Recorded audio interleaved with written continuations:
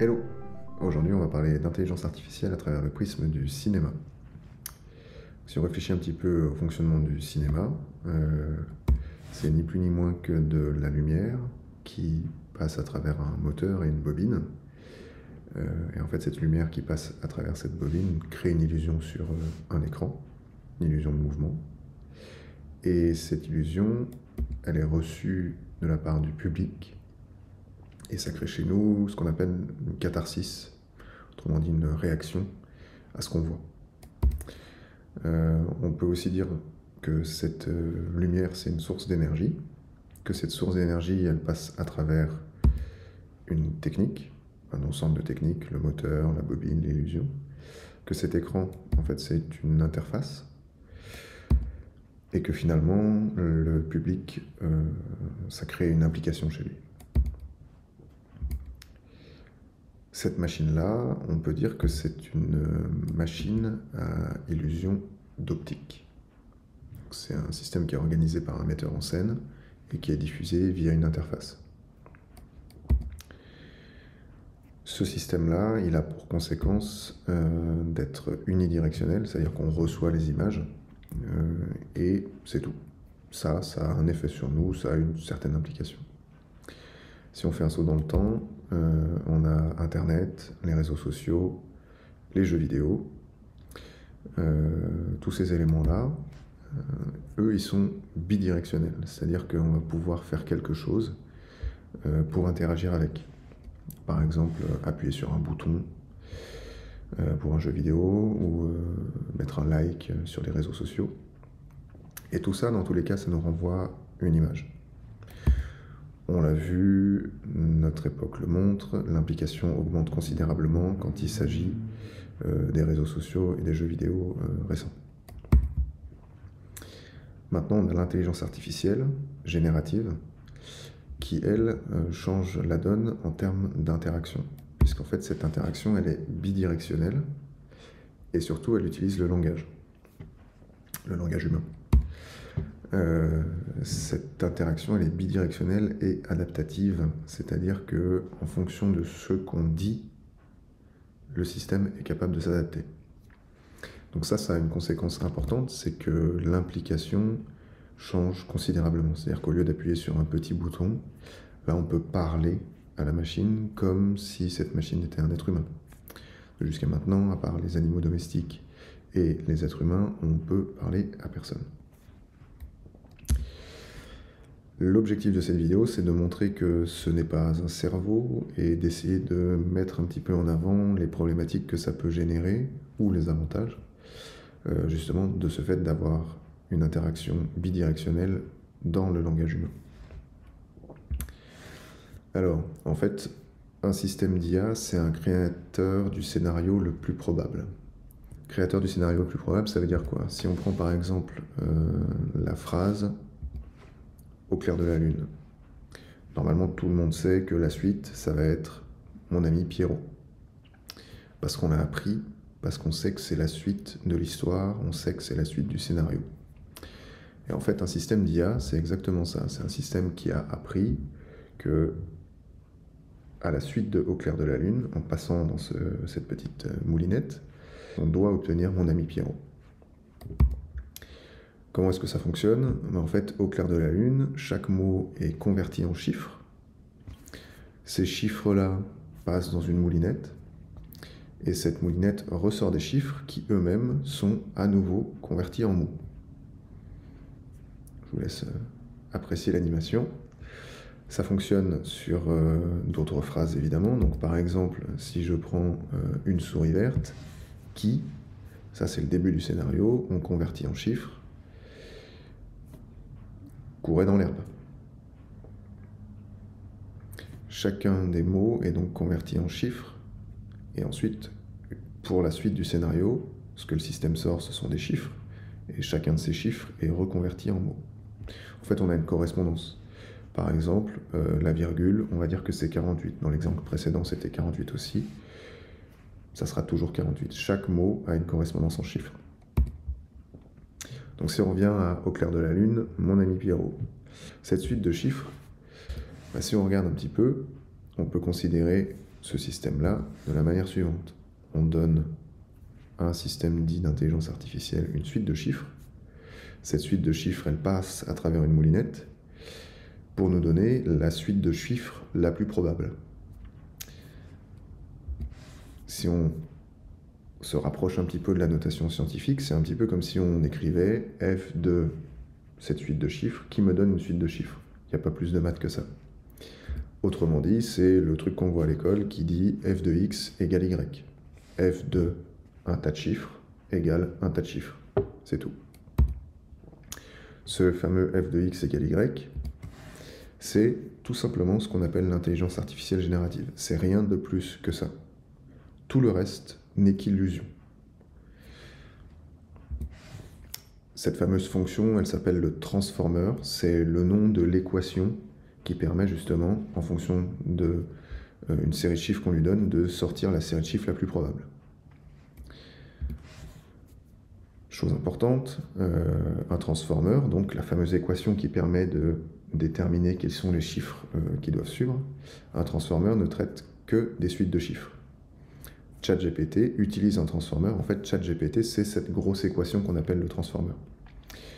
Donc, ChatGPT utilisant un transformer, ChatGPT ne traite que des suites de chiffres, ce qui peut paraître contre-intuitif, puisque quand on parle avec ChatGPT, on écrit du texte, et lui, il nous renvoie du texte. Mais en réalité, avant ça, il y a une conversion du texte en chiffres.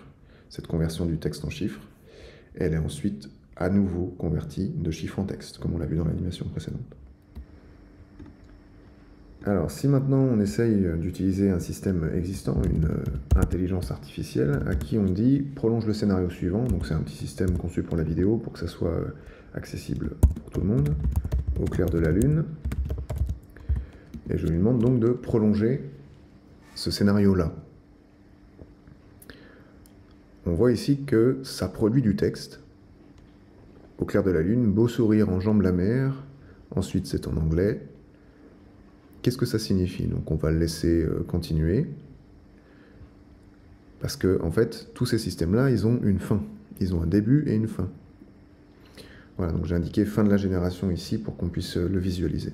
Donc si on regarde et qu'on décrypte un petit peu ce qu'il a fait. Au clair de la lune, ça c'est le début du scénario, d'accord, en bleu, celui qu'on lui a proposé.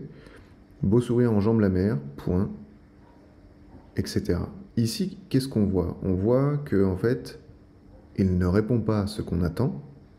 En revanche, on voit une espèce de structure qui ressemblerait un petit peu à une chanson ou quelque chose qui est écrit en vers ou quelque chose comme ça, une sorte de poésie. Pourquoi est-ce que ça raconte n'importe quoi comme ça? Tout simplement parce que c'est une équation et que ça n'a aucune conscience des chiffres qui sortent. Et donc, le chiffre qui est sorti après la virgule de au clair de la lune, c'est un chiffre qui a généré le mot beau. Ensuite, il y a eu un espace qui est aussi un chiffre, hein, et ensuite sourire, etc., etc. Et ça a continué, le système a prolongé, l'équation a prolongé la suite de chiffres, et cette suite de chiffres ensuite a basculé en anglais.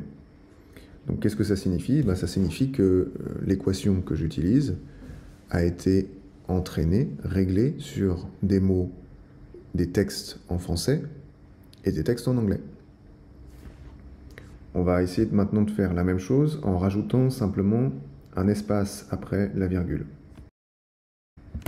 Je rajoute un espace après la virgule et on recommence.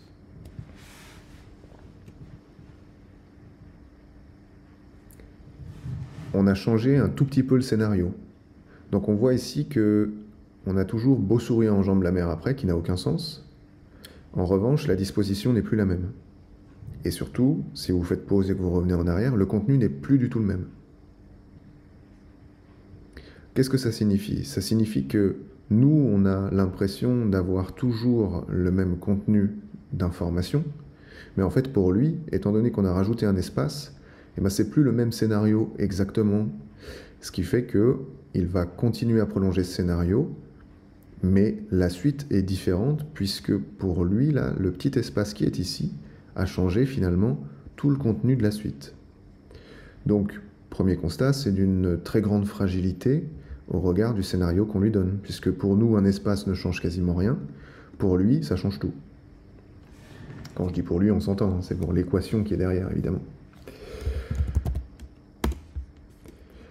Si maintenant on complète ce scénario, après l'espace on met mon ami, pour finalement préciser un peu plus ce qu'on souhaite obtenir pour la suite.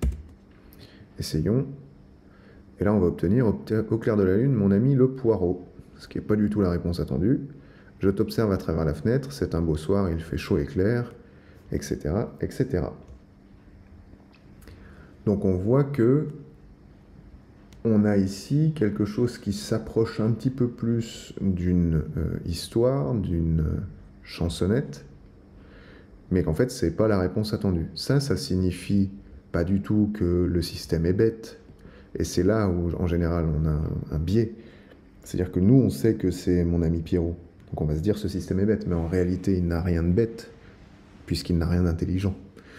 On a ici simplement une machine qui prolonge des suites de chiffres, et ces suites de chiffres correspondent à une sorte de structure finalement, avec donc une structure en vers, avec des virgules, etc.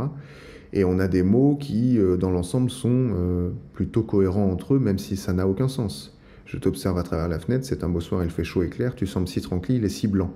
Un poireau, c'est blanc. Donc en fait, la question, c'est pas le sens, c'est la proximité des mots, la proximité des chiffres entre eux. Mais nous, on se fait avoir par le fait que ce système écrit dans notre langage, et donc on a envie qu'il y ait du sens. Donc si on refait l'analogie avec le cinéma, on a pour le cinéma de l'énergie, une technique et une interface qui va influencer le spectateur. Ici, on imagine la même chose avec notre fameux transformer, qui est la technique du moteur qui tourne pour le cinéma. Bon, c'est l'équivalent là, mathématique. En fait, ce qu'on a, c'est un scénario qui rentre dans le transformer. On voit les petits rouages qui transforment ce scénario, donc qui sont donc des mots, en chiffres. Le transformer prolonge cette suite de chiffres. Cette suite de chiffres est transformée en mots et on a un jeu d'acteurs. Et ce jeu d'acteurs, finalement, qui prolonge le scénario, va avoir un effet sur les êtres humains. C'est ce qu'on voit, nous, quand on utilise ChatGPT. On lui dit quelque chose, il nous ressort le prolongement de ce qu'on lui a demandé. Alors, on va essayer justement de comprendre comment fonctionne ChatGPT. Parce que ChatGPT, c'est ni plus ni moins qu'une illusion, l'illusion d'un scénario qui nous fait parler avec une machine. Donc si on lui propose le scénario suivant, tu as un gentil assistant nommé Nabla, tu réponds de manière claire et précise à Alban. Bonjour, que puis-je faire pour vous aujourd'hui ? Alban pose la question, qui a inventé la technique utilisée par le cinéma ? Réponse, les frères Lumière, etc. Et ensuite, je mets Alban 2 points. Ce qui fait qu'étant donné que c'est un système qui doit prolonger, on pourrait s'attendre à ce que maintenant, si je fais rentrer ce scénario dans le système, en appuyant sur Entrer maintenant, en fait, qu'est-ce qu'il va faire ? Il va prolonger le scénario. Donc là, Alban répond merci. Ensuite, Nabla dit « De rien, je suis heureux de vous aider ». Et ensuite, on voit que le système continue, en fait, cette fois il est encore passé en anglais, mais il continue de recréer, finalement, la structure, cette fois en traduisant, c'est la traduction en anglais de ce qui a été écrit au-dessus. Si maintenant on s'amuse à, ici, mettre une question. Qui a inventé la machine à vapeur ? Et qu'on exécute. On retrouve le scénario, et là on voit que le système prolonge le scénario en répondant à cette question. Et puis ce qui est intéressant, c'est qu'en fait il continue le scénario, il ne s'arrête pas. Il continue de produire des Alban de points avec une question, Nabla de points avec une réponse. On va ici regarder une simulation d'une discussion dans ChatGPT. Donc on rentre un message. Ce message, il est envoyé dans le scénario qu'on ne voit pas, mais qui est bien présent. On fait générer à la machine la suite du scénario. Et comme on l'a vu, la machine, elle va continuer, elle va prolonger le scénario et donc faire parler Alban encore. Donc en fait, cette réponse, elle n'est pas prise en compte, elle est supprimée. En fait, on arrête le système et on affiche simplement la première réponse de Nabla. dans une interface un peu plus agréable et qui ne fait pas apparaître le scénario. Donc on a cette illusion qu'on a posé une question et qu'on a une réponse, mais en fait il y a tout un tas d'artifices autour de la question et de la réponse. Si on prolonge et qu'on pose la question « Qu'est-ce que je viens de te demander ?», on aura la même question qui est ajoutée à la suite du scénario. Le système va donc prolonger ce scénario-là, nous le mettre en forme, et on aura l'illusion d'une réponse d'un système qui nous comprend. Comment faire une tarte aux pommes?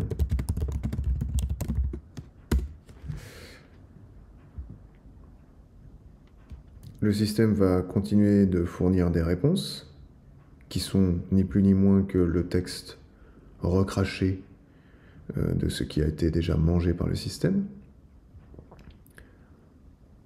Donc si on réfléchit un petit peu à ce qu'on vient de voir, en fait, ces systèmes-là, on a créé une interface, comme par exemple ChatGPT, on a créé une interface autour d'eux, de manière à ce que quand vous écrivez un prompt, ce qu'on appelle un prompt, un petit scénario, hein, en fait, si on réfléchit ici, on peut mettre un petit peu ce qu'on veut. On peut mettre par exemple, tu n'as pas le droit de répondre à telle ou telle question. Donc on va essayer ça, on va voir ce que ça fait. Tu réponds de manière claire et précise à Alban. Tu n'as pas le droit de répondre sur le sujet de la tarte aux pommes.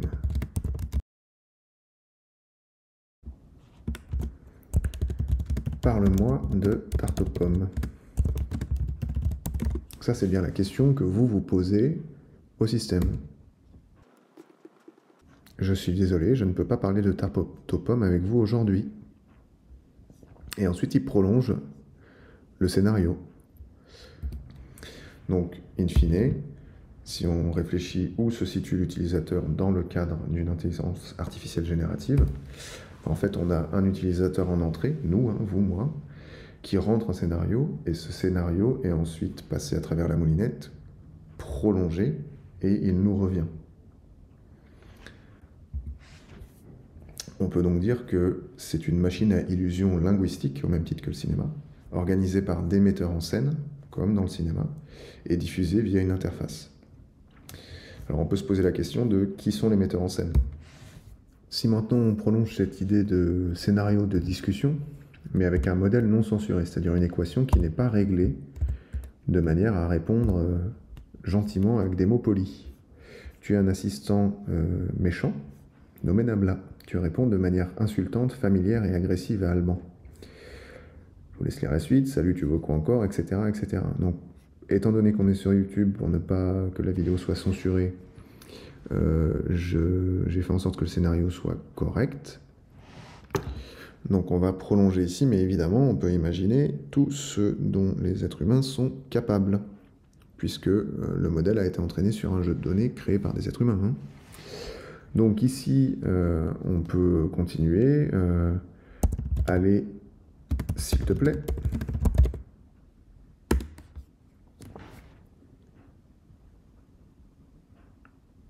Je veux savoir qui a inventé le cinéma. Donc là, on voit que c'est intéressant. Et on voit ici que je veux savoir qui a inventé le cinéma, ça a déjà été prolongé. C'est-à-dire qu'il n'a pas pris en compte simplement le fait que je dis allez s'il te plaît, le système a continué à prolonger ma phrase. Ensuite, on voit que la réponse a été donnée. Et puis, on est sur quelque chose où, voilà, donc c'est encore un peu gentil, pauvre gosse, c'est pas très sympa. J'ai fait en sorte que le système ne sorte pas n'importe quoi pour que ça puisse être diffusé. Mais on peut imaginer comme ça un système de prolongement pas du tout bienveillant. Et donc ça, c'est une des capacités du système. Le système est basé sur un ensemble de mots. Mots qui sont convertis en chiffres pour passer dans une équation, puisque c'est juste mathématique. Mais en fait, ces mots-là, on connaît la phrase « au commencement était le verbe », ces mots-là sont des productions humaines. Donc la machine a été programmée, l'équation a été réglée. Je vous invite à aller voir les vidéos sur le perceptron si vous voulez avoir un avis et puis une vision, disons, la plus simplifiée possible de ce qu'est l'intelligence artificielle et ce qu'on entend par régler une équation. Donc, c'est une équation qui a été réglée sur un ensemble de mots créés par des êtres humains.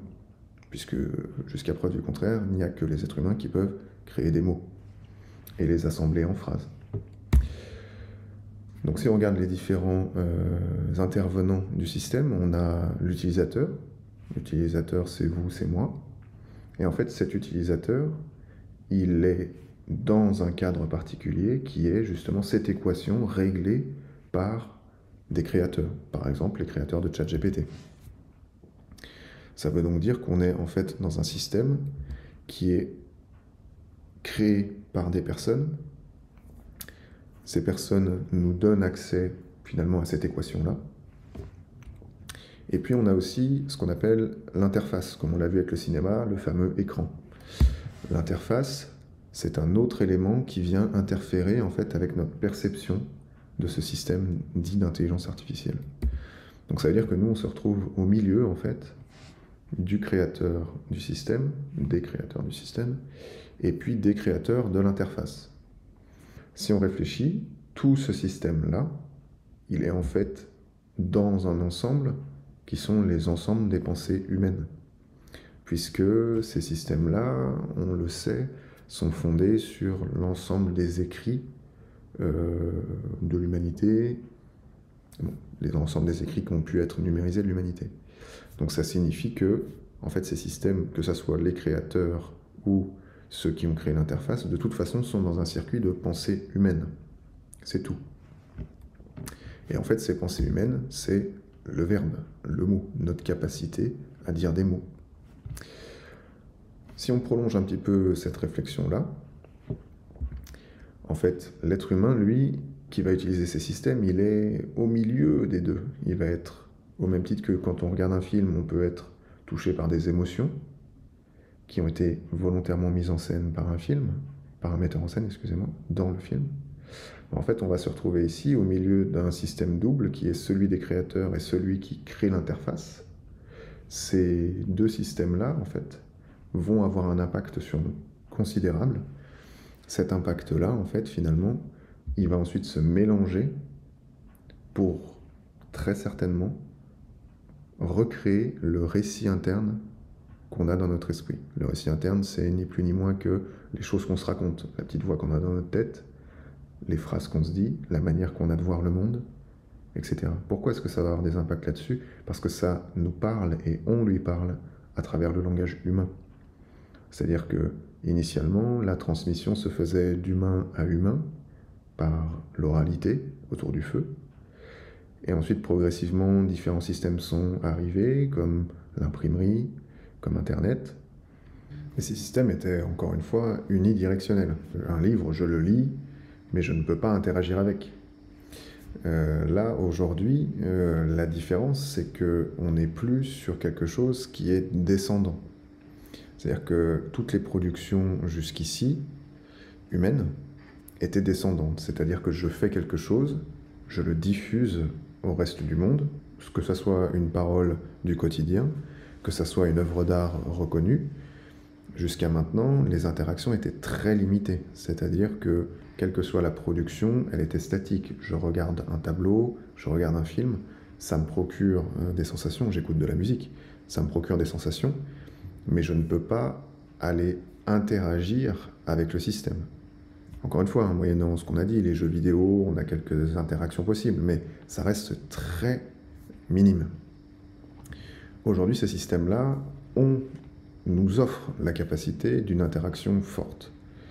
Et ce que j'ai essayé de démontrer dans cette vidéo, c'est que on a un usage aujourd'hui au quotidien d'un ChatGPT par exemple, ou d'un Gemini, ou quel que soit le système en ligne que vous utilisez. Ces systèmes-là sont conçus, sont mis en scène d'une certaine manière qui nous permet de leur poser des questions et d'avoir des réponses plus ou moins pertinentes, de plus en plus pertinentes. Mais voilà, c'est la seule chose que pour l'instant, on nous a montré de ces systèmes-là. La capacité de ces systèmes est bien plus vaste. Voilà. J'espère que cette vidéo vous aura intéressé et vous permettra de réfléchir un petit peu plus au sujet donc des transformers et pas simplement de ChatGPT en tant que système, ou Gemini, en tant que système qui convertit des mots et surtout vous donne des réponses. En fait, ces systèmes-là ont des capacités bien plus vastes et on va essayer de les explorer dans cette série de vidéos plus conceptuelles sur l'impact de l'intelligence artificielle sur nos vies et sur nos sociétés. Merci, ciao.